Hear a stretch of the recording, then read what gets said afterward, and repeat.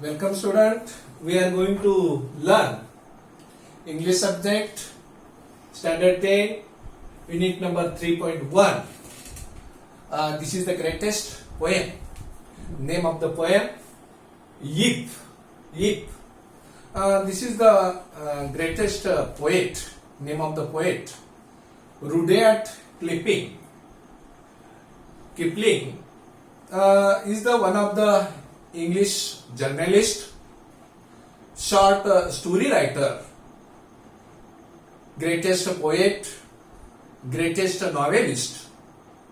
One of the so many books has written, very interesting. Jungle Book. Mowgli character is the one of the famous character. Late 19th and early 20th century is the greatest writer, poet, novelist. He was awarded the Nobel Prize for the literature in 1907 at the age of the 42.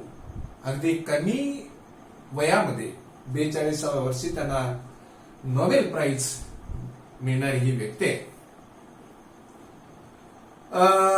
खरोखरच ह्या कवितेमधून वडील आपल्या मुलाला खूप चांगला उपदेश, सल्ला ह्या कवितेमधून देतात. मुलांनो, जीवनामध्ये अशा अनेक कठीण समस्या, कठीण प्रसंग आपल्या वाटेला येतात. येत असताना अनेक वेगळ्या प्रकारची लोक आपल्याला भेटत असतात. अनेक वाईट अनुभव बघायला मिळतात, अनेक चांगले अनुभव बघायला मिळतात. या सगळ्या गोष्टींना आपण मात कशी करायची, हा चांगला मंत्र वडिलांनी ह्या मुलांना या ठिकाणी दिलेला आहे. पहिल्यांदा आपण नवीन शब्द बघूया. New words. Keep one's head not to get angry. डोकं शांत ठेवा. Make allowance for means consider what others also have to say about something. कुठली गोष्ट पहिल्यांदा विचारात घ्या. To be lied about, false things spoken about oneself by others. चुकीच्या गोष्टी बोलल्या जात असतील तर त्याच्याबद्दल आपण काय काळजी करायची ते सांगितलेलं आहे. Give way to the hating. Allow hater to take control of the one's if. तिरस्कार या भावनेला तुम्ही बळी पडू नका. Keep one's virtue, keep one's goodness. तुमच्याजवळ सद्गुण ठेवा. आणि to be a man, to be a good, आणि माणूस म्हणून जगा. हा सल्ला या ठिकाणी दिलेला आहे.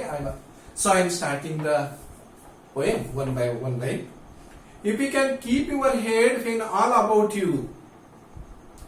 खरोखरच तुम्ही जर डोकं शांत ठेवलं तर तुम्ही जीवनामध्ये खरोखरच यशस्वी व्हाल. Are losing their and blaming it one. तुम्हाला अनेक जण लोक दोष देत असतील. If you can trust yourself all about doubt you. तुमचा स्वतःवरती जर विश्वास असेल, तुम्ही अनेक शंका लोक विचारत असतील, तुमच्या स्वतःवरती मी ह्या गोष्टी केलेल्या नाही, याच्यावर ठामपणे जर विश्वास असेल तर तुम्ही कधीही अपयशी येणार नाही. But make allowance for their doubting too. आपण हेही विचारात घ्यायला पाहिजे की लोक आपल्याला दोष देतात, ते खरोखर आहे का? ते जर चुकीचं असेल, तुमच्यामध्ये चूक होत असेल तर ती आपण दुरुस्त करायला पाहिजे. If you can wait, not be tired of waiting. खरोखरच वाट पाहायला पाहिजे आपण. वाट पाहण्याचा तुम्ही बिलकुल तिरस्कार करू नका. वाट, सगळ्या गोष्टीची वाट आपण पाहायला पाहिजे. और being lied about, don't give a lies. तुमचा मित्र दुसऱ्याबद्दल चुकीची गोष्ट सांगत असेल, चुकीची माहिती सांगत असेल, ऐकून घ्या. ती चुकीची असेल तर तिथंच सोडून द्या.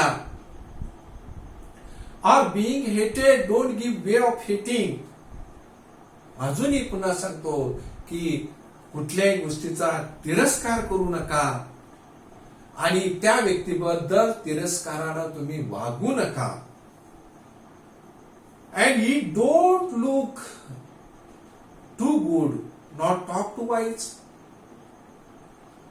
आपण बऱ्याच गोष्टीवरती खूप चांगल्या पद्धतीनं लक्ष केंद्रित करायला पाहिजे.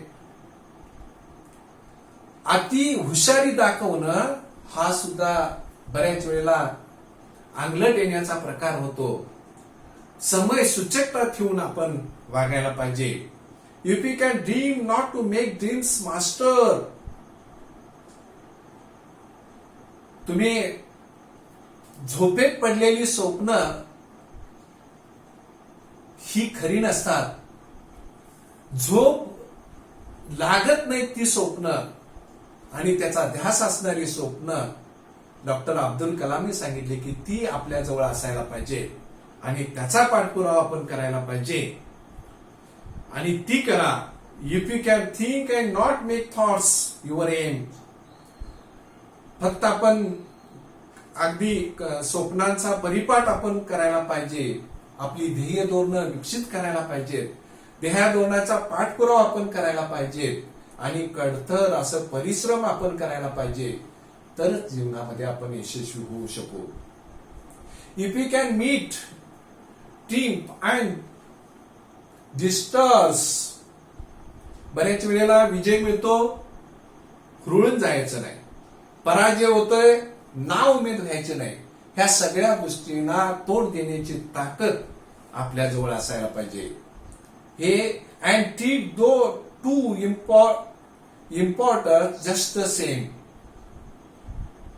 म्हणजे अपयशाला अजिबात खचायचं नाही आणि विजय झाला म्हणजे हुरळून जायचं नाही. आपण भीतानं ह्या सगळ्या गोष्टींचा सामना करायचा आहे, यश प्राप्त करायचं आहे. If you can bear to hear. आपल्याकडे सहन करण्याची ताकद असायला पाहिजे, शक्ती असायला पाहिजे. You have spoken twisted by the knaves to make a trap of fools. अनेक लोक नीच आहेत, फसवे आहेत. आपण त्याच्यासाठी सावध राहायला पाहिजे. तुमच्याबद्दल अफवा पसरवतात, त्याच्याबद्दल आपण काळजी घ्यायला पाहिजे. On watch the things gave your life to broken. तुम्ही कमवलेलं आयुष्य क्षणार्धात तुटतं.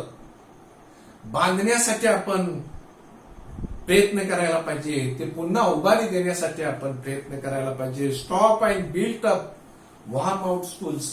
मध्येच आपण थांबता कामा नये. प्रयत्नवादी असायला पाहिजे आणि प्रयत्न आपण करत राहायला पाहिजे. If you can talk to crowds and keep your virtue. आपण सर्वसामान्यांच्या सानिध्यात असतो, त्यांच्याबरोबर आपण सद्गुण ठेवायला पाहिजे, त्यांच्या प्रमाणे आपण वागायला पाहिजे. ताटरपणा आपल्या जवळ असायला नको पाहिजे.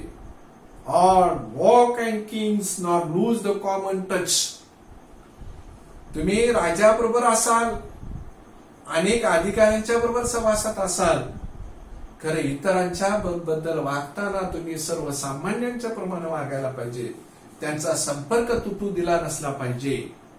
If neither foes nor losing the friend can hurt you. इतरांचं मन दुखवणार नाही याची काळजी आपण घेतली पाहिजे. If all men count with but none too much. आपल्याजवळ सर्व समभाव असायला पाहिजे, त्याचं आपण जतन करायला पाहिजे.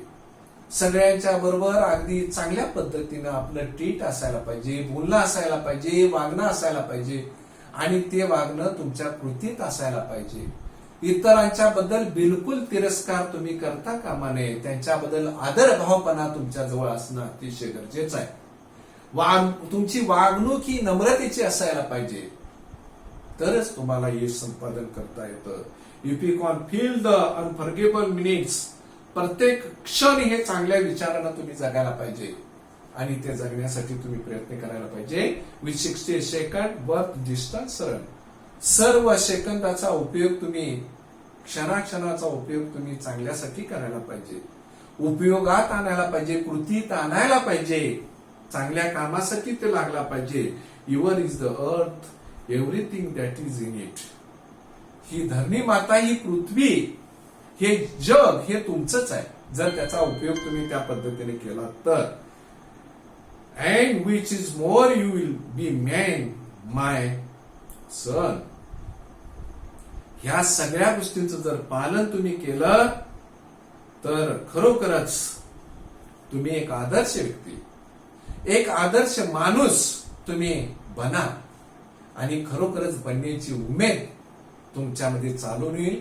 बाळांनो, या कवितेमध्ये याचा अर्थच असं सांगितलंय की तुम्ही खूप चांगल्या पद्धतीनं चांगलं वर्तन तुम्ही ठेवायला पाहिजे. चांगल्या आचाराची, चांगल्या विचाराची जडणघडण तुम्ही करायला पाहिजे. उंच भरारी घेण्याचा प्रयत्न तुम्ही करायला पाहिजे. उंच भरारी घेताना तुमच्या पंखाला बळ येण्याची ताकद सुद्धा तुम्ही निर्माण करायला पाहिजे. तरच तुम्हाला यश प्राप्त होईल. कष्ट, चिकाटी, धाडस ह्या गोष्टी तुमच्यामध्ये असायला पाहिजे. इच्छाशक्ती तुमची प्रबळ असायला पाहिजे. विल पॉवर भक्कम असायला पाहिजे. आणि कार्य करण्याची तत्परता तुमच्या जवळ जर असेल तर तुम्हाला कोणीही रोखू शकत नाही. फक्त तुमच्याजवळ ह्या गोष्टी चांगल्या पद्धतीने तुम्ही आत्मसात केल्या आणि सगळ्या गोष्टींचा चांगल्या पद्धतीने उपयोग तुम्ही केला तर तुम्ही आयुष्यामध्ये एक चांगला आदर्श माणूस, आदर्श नागरिक, आदर्श व्यक्ती घडाल. हीच ह्या कवितेमधून सांगण्याचा प्रयत्न. खरोखरच अतिशय नामवंत दर्जेदार, वयाच्या 42व्या वर्षी त्यांना नोबेल प्राइज लिटरेचरसाठी मिळतं, साहित्यासाठी मिळतं. ह्या कवितेतून त्यांची कार्याची दखल आपण घ्यायला पाहिजे. किती विचार, बहुमोल विचार आपल्या जीवनामध्ये सगळ्यांनी आणावे आणि एक आदर्श व्यक्ती आपण घडावं हीच अपेक्षा रुडयार्ड किपलिंग यांनी केलेली आहे. आणि ते तुम्ही आत्मसात आणा. बघा, तुम्ही 10वीच्या बोर्डाच्या परीक्षेमध्ये अशा विचाराची जर जडणघडण आपण केली तर तुम्ही खरोखरच अगदी टॉपर लेवलला तुम्ही जाल. आणि तसं वर्तन घरामध्ये, समाजामध्ये, गावामध्ये, तालुक्यामध्ये, जिल्ह्यामध्ये, राज्यामध्ये आणि देशामध्ये तुम्ही करा. खरोखरच तुम्ही यशस्वी व्हाल. ह्या शुभेच्छा या कवितेच्या निमित्तानं मी देतो. थांबतो. धन्यवाद.